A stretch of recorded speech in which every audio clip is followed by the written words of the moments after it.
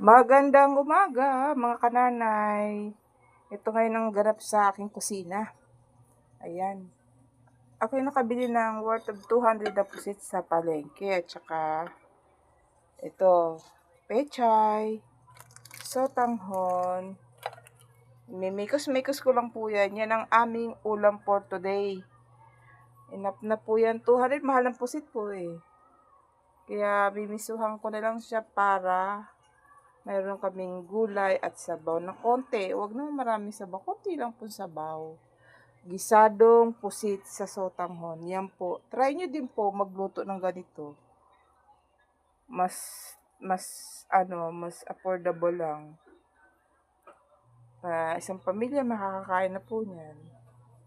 Yan. Mabago naman yung luto ng pusit. Kasi ako nagluluto ako dito talaga pag ayaw ko na ng adobong pusit. Ito naman po, ng maiba naman. Ayan. Masarap naman po yan. Isa nyo lang po yan. Pwede na. Madali pa siyang maluto. Hindi ka mag-aksaya ng gasol. Ayan. Thank you guys sa panunood. Igigisa ko lang yan. Ay, ulam na. Sakto na po yan sa ating tanghalian.